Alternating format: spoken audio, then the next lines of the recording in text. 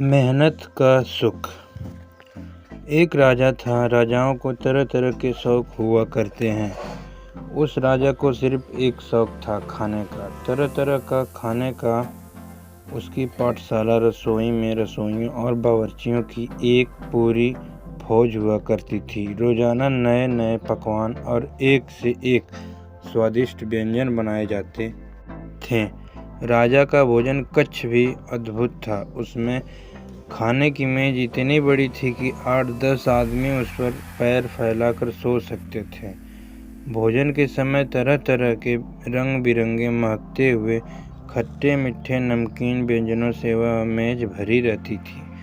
राजा खाना खाने आता तो शाही बैंड बजने लगता।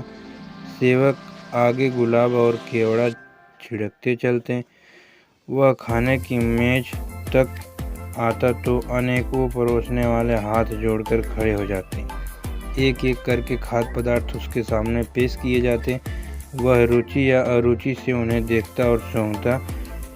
किसी किसी को चख लेता तो बनाने वाले मानो निहाल हो जाता। एक बार यकायक क्या हुआ कि राजा की भूख गायब हो गई। उसने चखना भी बंद कर दिया। बढ़िया से बढ़िया चीज़ें भी सूंघ कर ही रह जाता। धीरे धीरे सूंघना भी जाता रहा। बस खाने की मेज पर सजी सैकड़ों चीज़ों को देख कर ही उसका पेट भर जाता। मगर इसका नतीजा यह हुआ कि हट्टा कट्टा राजा सूख कर हड्डियों का ढांचा रह गया और बेहद चिड़चिड़ा हो गया। उसके मंत्रियों की बड़ी चिंता हुई। राजकाज ठीक से नहीं चल पा रहा था क्योंकि राजा बीमार सा हो गया। उन्होंने अनेक कुशल वैद्यों को बुलाया। वे इलाज करने लगे मगर फ़ायदा कैसे होता। औषधि तो राजा के गले से नीचे उतरती ही नहीं थी। राजा दिन रात एक ही बात कहता, मुझे कोई स्वादिष्ट वस्तु खिलाओ तभी मैं ठीक होऊंगा। एक से एक माहिर रसोइयाँ आए। उन्होंने जाने कितने व्यंजन पकाए मगर राजा सूंघ कर भी नहीं। औषधियों को देखते ही वह क्रुद्ध हो जाता। इस तरह से राजा बड़ा सन्न हो गया। कोई उपाय शेष नहीं रहा। मंत्रियों ने रानी के पास जाकर उसे सलाह ली और एक मत होकर घोषणा करवाई कि जो आदमी राजा की भूख को लौटा सकेगा उसे 1 लाख स्वर्ण मुद्राएं मिलेगी। इसके बाद रोजाना राजमहल के सामने होशियार लोगों का मजमा लगने लगा। बड़े बड़े वैद्य हकीम तो आए ही, संगीतकार, कवि और चित्रकार भी आए। सबको मौका दिया गया मगर सब अपना सा मुँह लेकर वापस हुए। एक थे चिरंजी लाल। एक दिन उन्होंने लोगों से राजा की विचित्र बीमारी के बारे में सुना, इनाम के बारे में भी, और वे पहुंच गए। राजमहल के सामने वहीं लगी भीड़ को धकियाते किसी तरह वे प्रधानमंत्री तक पहुंच गए। प्रधानमंत्री उदासी में डूबे बैठे थे। रह रह कर उनके दिल से आह निकल जाती कि आह, राजा का क्या होगा, कोई उत्तराधिकारी भी नहीं। तभी चिरंजी लाल ने छाती ठोक कर कहा, श्रीमान, मैं राजा को ठीक कर सकता हूँ, उनकी भूख लौटा सकता हूँ। प्रधानमंत्री ने अपेक्षापूर्वक उनकी ओर देखकर कहा, यह सुनते सुनते मेरे कान पक गए हैं, कोई ठीक नहीं कर पाता। चिरंजी लाल ने दृढ़तापूर्वक कहा, सुनिए, अगर मैं उन्हें ठीक नहीं कर पाऊँ तो मेरी गर्दन उतरवा लीजिएगा। मगर मेरी शर्त बहुत कड़ी है। यदि आप पालन कर सके तो मैं अपना काम शुरू करूं। इस बार प्रधानमंत्री कुछ चौंके। उन्हें गौर से देखा, फिर उत्सुक होकर बोले, आप क्या चाहते हैं? चिरंजी लाल ने कहा, ध्यान से सुनिए, आप मुझे 7 दिन के लिए राजा बना दें और राजा को साधारण नागरिक, तो मैं उन्हें ठीक कर दूंगा।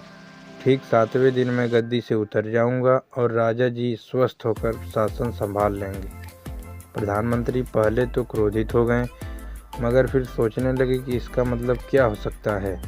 चिरंजी लाल की दृढ़ता से प्रभावित भी हुए थे। आखिर उन्होंने पूरे मंत्रिमंडल की बैठक बुलाई और चिरंजी लाल के प्रस्ताव पर विचार किया। अंत में ये निर्णय लिया गया कि चिरंजी लाल 7 दिन के लिए राजा बनाए जाएं और अगर वे राजा को ठीक न कर सके तो उन्हें कठोर सजा मिले।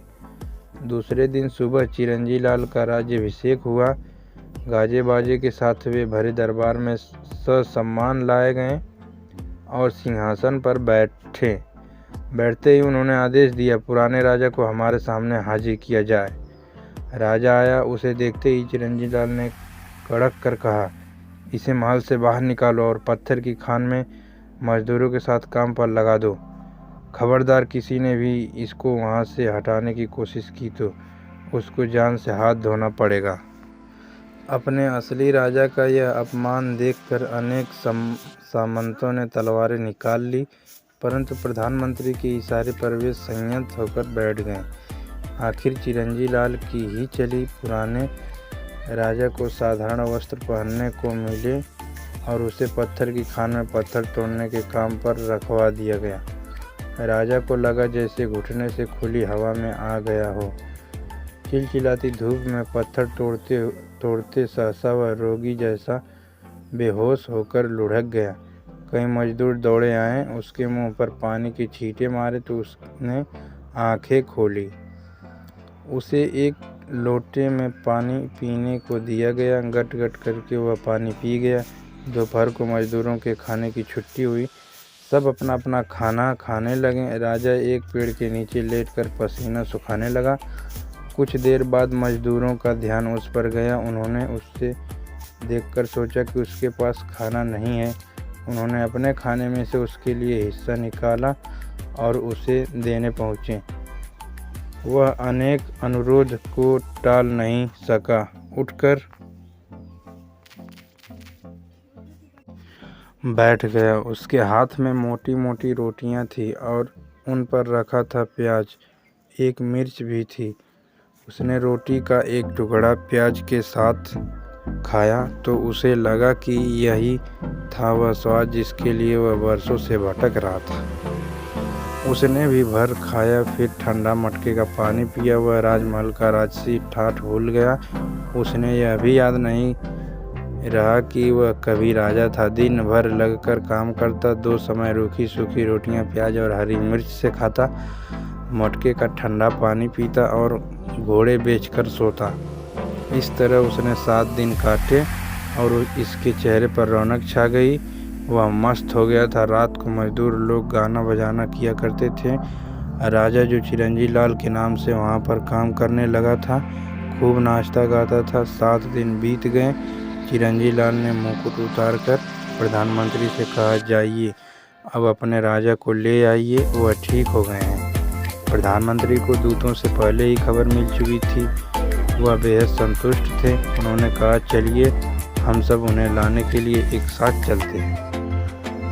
दल बल सहित वे लोग पत्थर की खान तक पहुँचे। राजा वहाँ आराम से बैठा पत्थर तोड़ रहा था। मंत्रियों ने प्रणाम करके कहा, महाराज अब आप स्वस्थ हो गए हैं, चलकर राजपाट संभालिए। राजा ने कहा, मैं यहीं ठीक हूँ, तुम लोग जाओ। सब लोग ताज्जुब में पड़ गए। प्रधानमंत्री ने बहुत समझाया मगर राजा नहीं माना।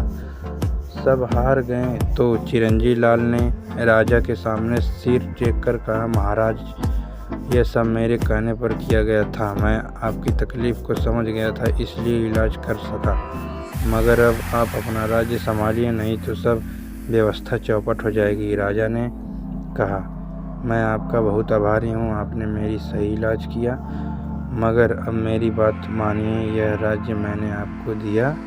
चिरंजीलाल ने गिड़गिड़ाते हुए कहा, महाराज यह राजपाट आपको ही मुबारक, मुझे नहीं चाहिए। इन 7 दिनों में आपकी भूख प्यास लौट आई, आप तो ठीक हो गए। अब आप लौट आइए और मुझे मुक्ति दीजिए। राजमहल में आरामदायक ज़िंदगी जीने से मेरी तो रातों की नींद उड़ गई है। बड़े मान मनोहार के बाद राजा लौटा, मगर यह सोचकर कि कोई मेहनत का काम कर हर रोज़ किया करेगा। चिरंजीलाल को घोषित पुरस्कार मिला। थैंक यू फॉर वॉचिंग दोस्तों। For more update and video के लिए चैनल को सब्सक्राइब करें। Thank you.